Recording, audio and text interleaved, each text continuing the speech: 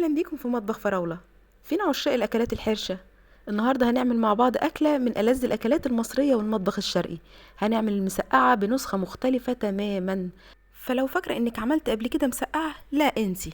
النهارده بقى هنعملها بطريقه وبتركات مختلفه تماما، هتوديها في حته تانية وتالتة ورابعه. يلا بينا نشمر ونبدع. بس اذا كنت اول مره تشوفيني، اشتركي في القناه وفعلي الجرس علشان توصلك كل اشعاراتنا وفيديوهاتنا الجديده.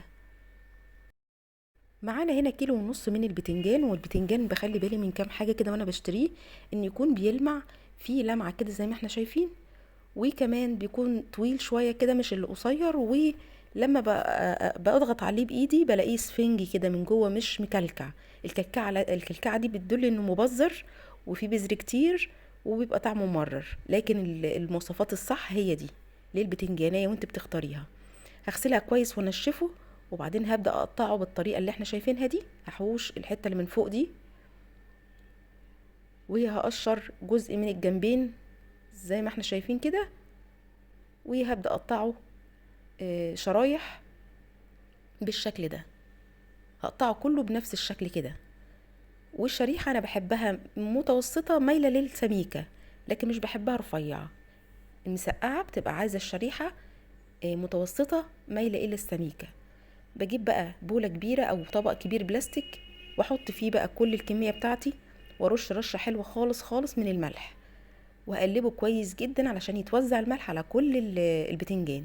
ليه؟ علشان يطلع المية بتاعته قبل ما يتقلي، علشان ما يشيلش زيت او يبقى شارب زيت. هسيبه بقى ربع ساعة كده على جنب. وكان عندي هنا فلفل رومي وفلفل حار. هحط 3 رومي وواحدة بس من الحار. هقطع بقى الرومي الطويل ده، هقطعه كل واحدة على 6 أجزاء زي ما احنا شايفين كده، ونفس الكلام الباقيين.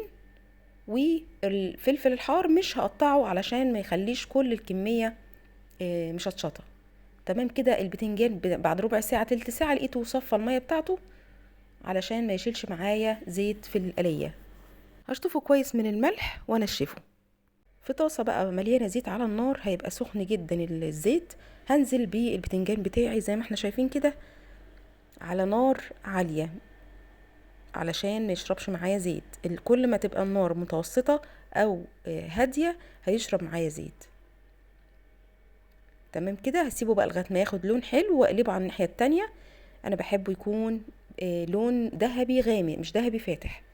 انا بحبه كده. لو حابينه يبقى بطريقة صحية اكتر، هترشيه بالزيت وتدخليه تحت الشواية يتشوي. بس للأمانة المسقعة بالبتنجان المقلي احلى من البتنجان المشوي. بس طبعا لو هنتكلم على انه محتاجة تعملي حاجة صحية اكتر من كده.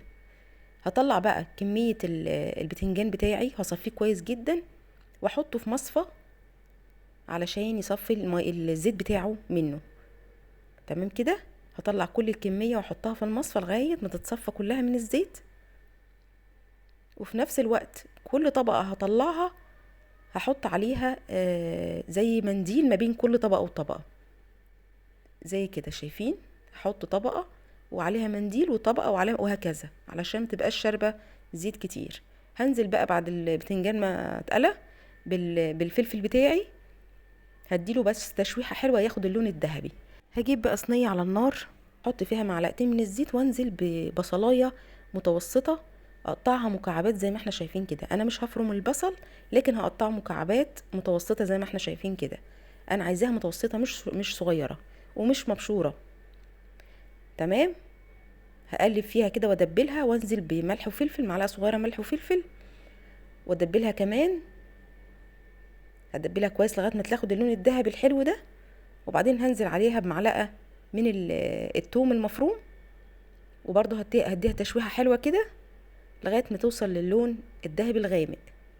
انا مش بحروقها مش بغمقها خالص، انا عايزاها ذهبي غامق مش محروقة.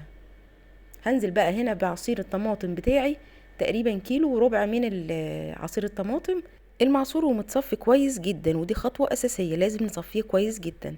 هنزل بقى بمعلقة من الكمون المطحون، ومعلقة من الملح بالفلفل تاني، لان معلقة الملح اللي حطيتها في البصل الاولانية مش كفاية. هقلب بقى، وبعدين هنزل بمعلقة من البابريكا، ولو مدخنة مفيش مشكلة خالص، يا ريت هتبقى مدخنة هيبقى افضل طبعا. وكمان نص معلقة من السكر. ونص معلقة السكر دي علشان الحموضة بتاعة الطماطم او عصير الطماطم. معلقة كمان من الكزبرة الحب المطحونة بس نسيت اصورها.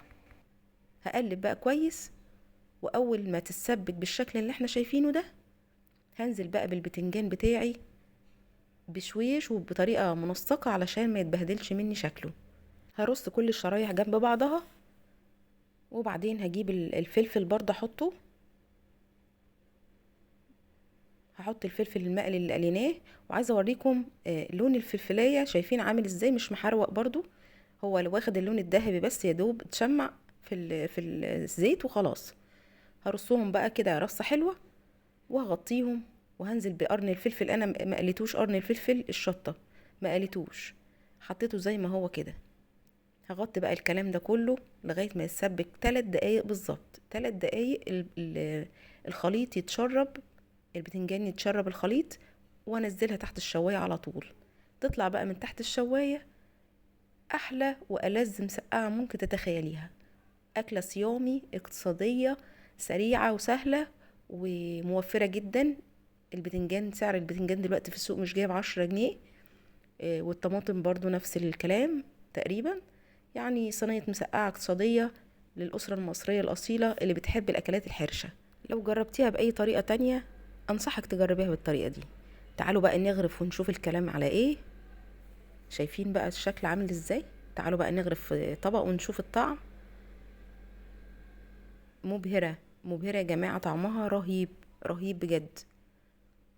يعني في ناس متعودة تعملها بتوم، وفي ناس متعودة تعملها ببصل. لا، جربوا الطريقة دي هتنبهروا فعلا وهتحبوها وهتدمنوها بالطريقة دي. جبت بقى العيش البلدي الطازة السخن ده، وغمست بيها حاجة كده طعم خيال بجد.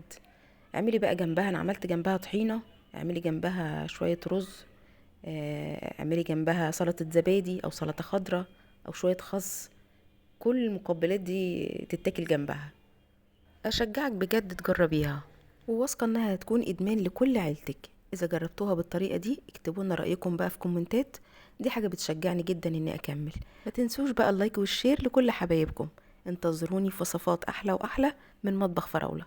شكرا لكم ولمتابعتكم.